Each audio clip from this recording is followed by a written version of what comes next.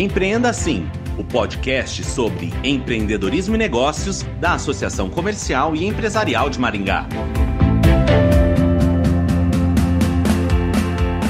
Metaverso. Existem várias definições para o termo, mas, em geral, o conceito significa um ambiente virtual coletivo, hiperrealista, que permite experiências imersivas.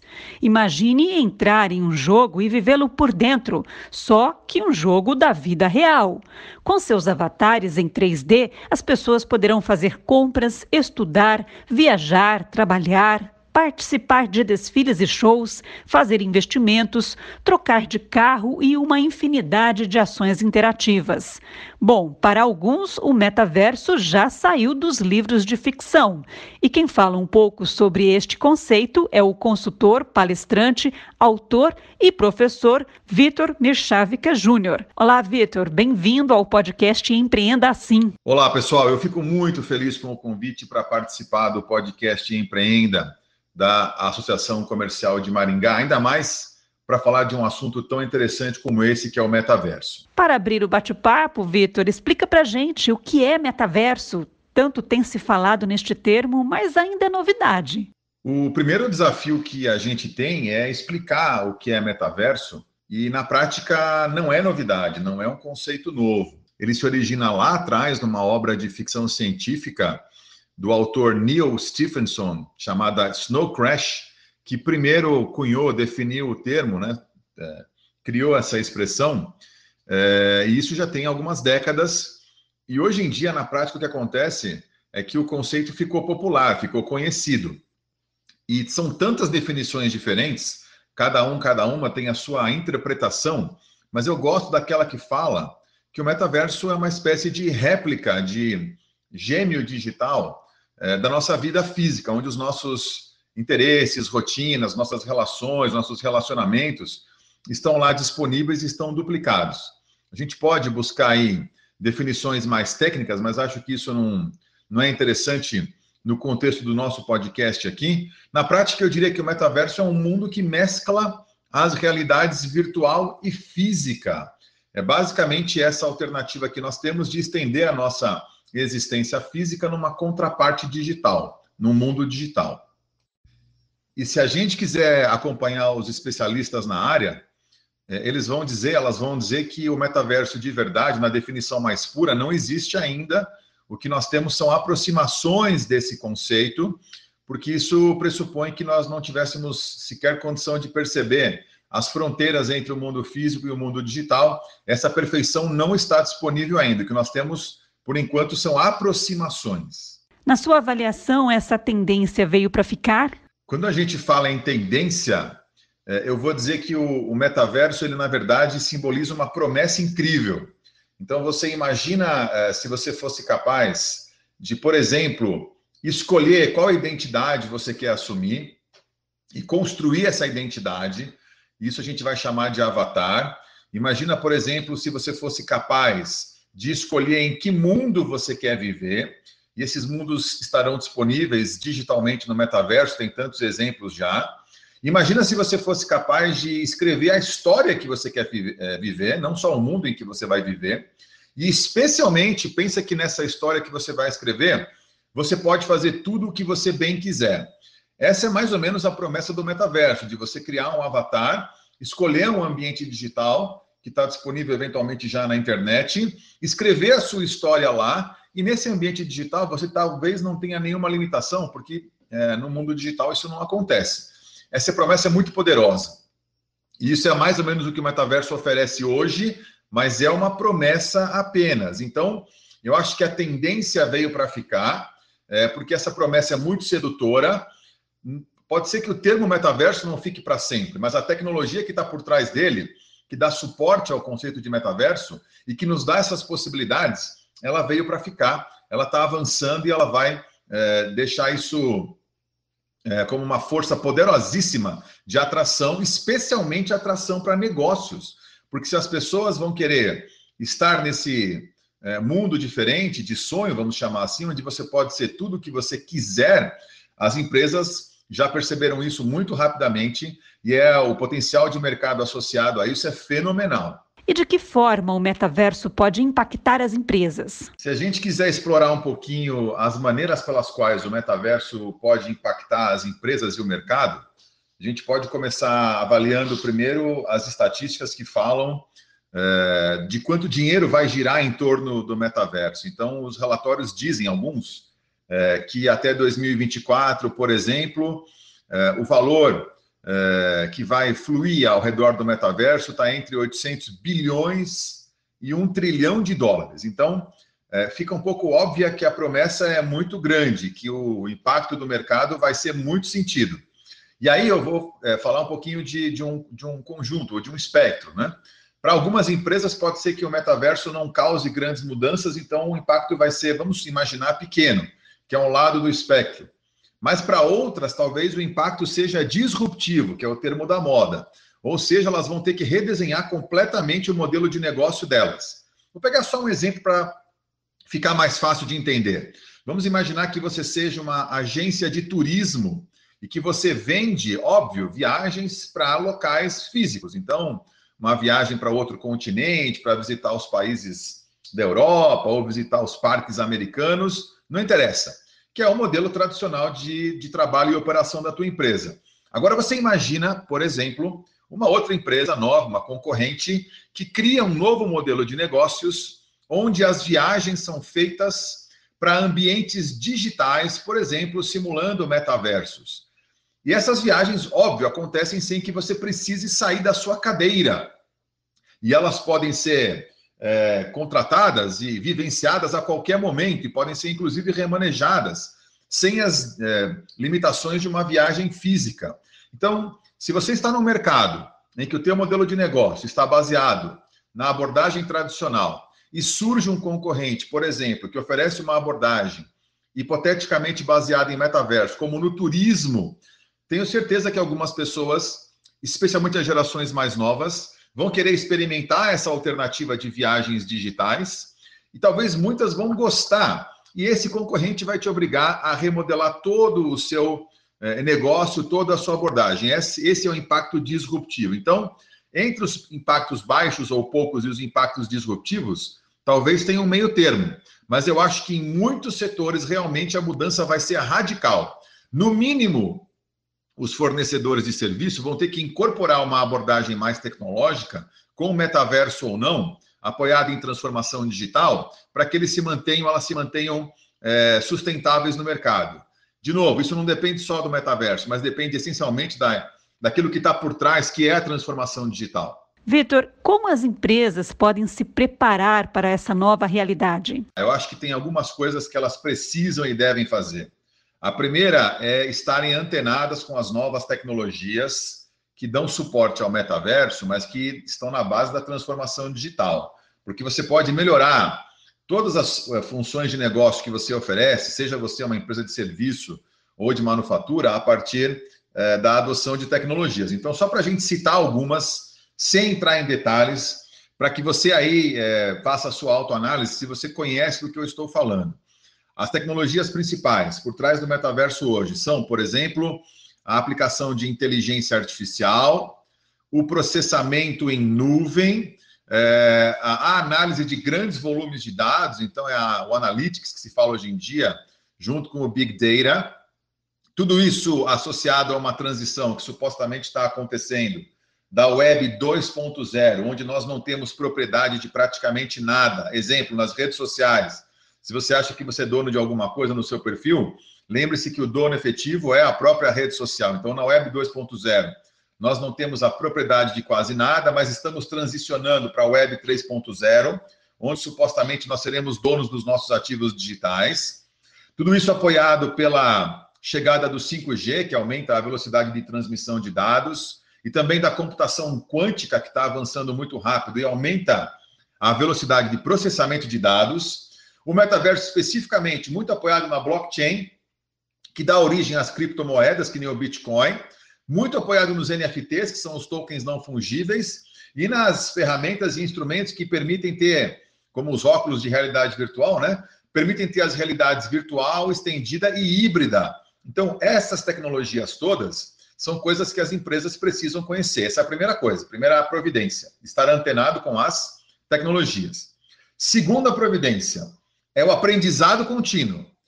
E hoje, tudo que a gente quiser aprender, certamente está disponível na internet. E cá entre nós, eu nunca vi tanto link de acesso para episódio de podcast que nem esse, palestra, webinar, curso, como links para aprender sobre metaverso. E gratuitos a maior parte deles. Então, a providência número 2 é você se manter antenado, estudando, aprendendo continuamente. E metaverso é um tema que está aí super popular. Tem um monte de coisa que você pode acessar, vários recursos que você pode acessar para aprender sobre o assunto, aprender mais.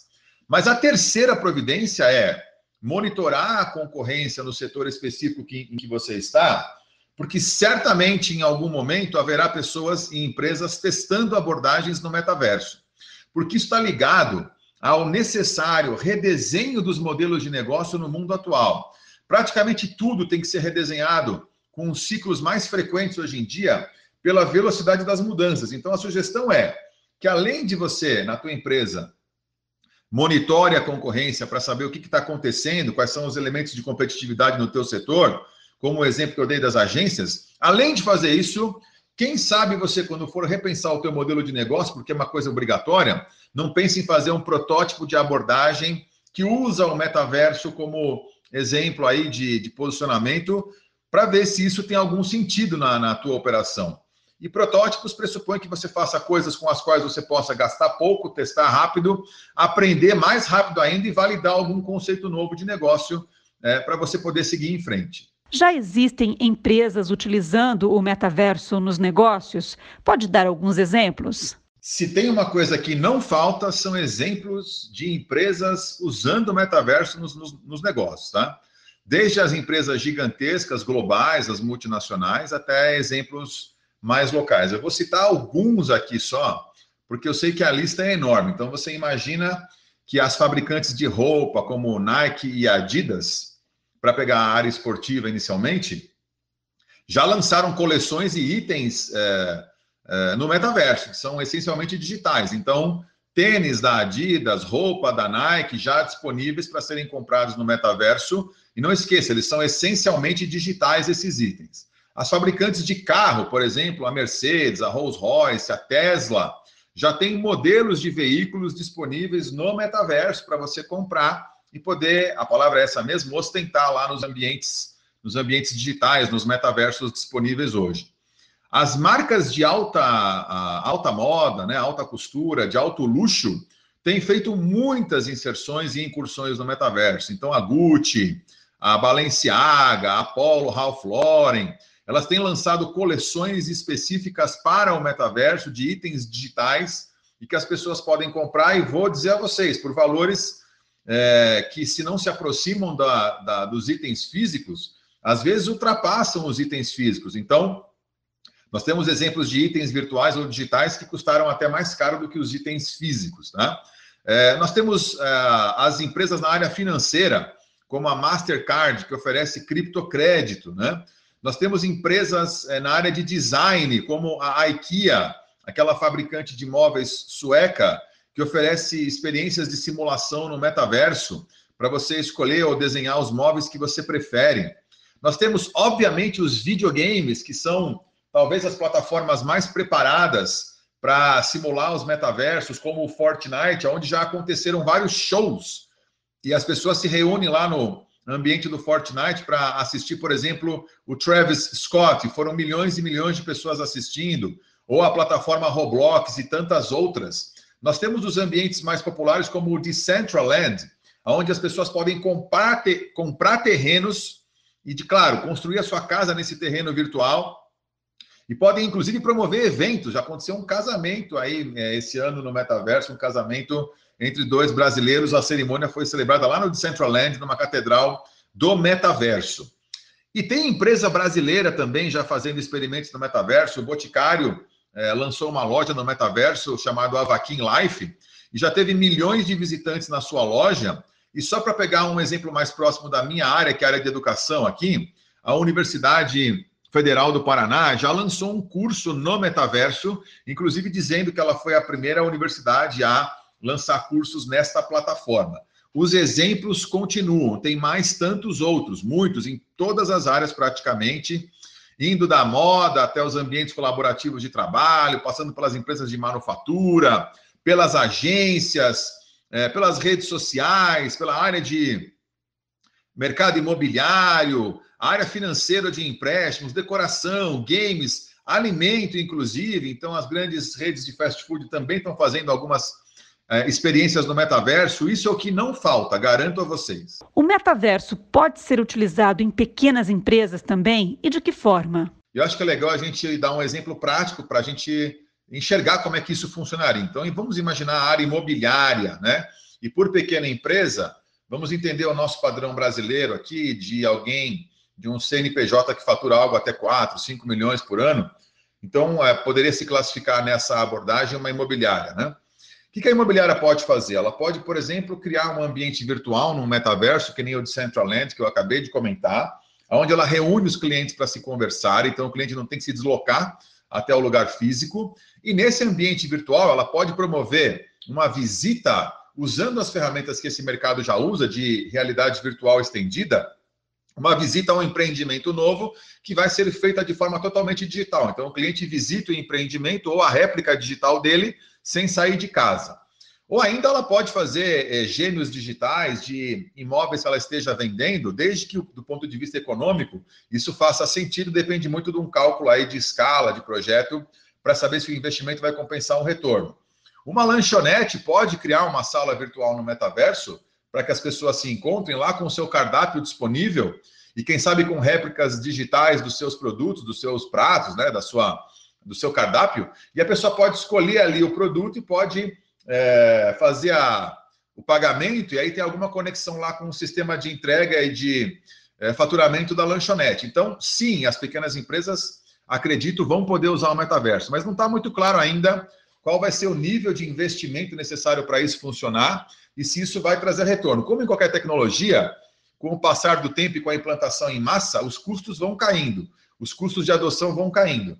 De novo, eu ainda coloco muita ênfase na criação de protótipos ou projetos com os quais as pequenas empresas possam testar se isso faz sentido para elas, tá? Vitor, o metaverso parece mesmo fantástico, mas tem algum risco? Eu sou um entusiasta de tecnologia, sempre procuro adotar as novas, testar, verificar se funcionam.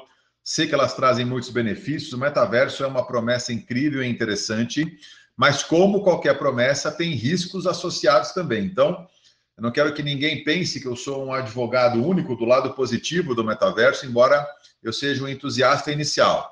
Entre os riscos que a gente tem que deixar claros aqui, tem muitos ligados à questão de privacidade de dados, que vão estar lá disponíveis para as plataformas, porque você vai ter que aceitar lá o acordo de cessão de dados. Tem o risco da dependência e do escapismo das pessoas, isso é muito discutido hoje em dia na área psicológica, das pessoas ficarem tão imersas no metaverso digital que vão deixar de aproveitar e apreciar a vida que a gente chama hoje de vida física, né? Tem o risco da bolha especulativa, porque muita gente quer ganhar dinheiro em cima disso. Então, há aí o perigo da gente investir, sair correndo investindo em metaverso e acabar perdendo dinheiro, na verdade. Tem aquele risco hoje muito comum, muito popular, chamado FOMO, que é o Fear of Missing Out, as pessoas com medo de perder o que está acontecendo e de forma ansiosa saem fazendo, comprando, testando coisas sem pensar muito bem. Tem risco de fraude também, porque o metaverso vai dar acesso a muitas informações. Então, eu acho que além dos pontos positivos, que são muitos e são interessantes, mas ficam para se confirmar, nós temos que tomar cuidado com os riscos, sempre balanceando aí o lado bom e o lado ruim. De todo modo, é uma coisa para se acompanhar, porque a força dessa tendência é muito grande, é brutal. Muito obrigada pela participação, Vitor, no podcast Empreenda Assim. Conversamos com o consultor, palestrante, autor e professor Vitor Michalvica Júnior. Ele falou sobre metaverso. Obrigada, ouvinte e associado, por acompanhar mais este episódio do Empreenda Assim. Até a próxima!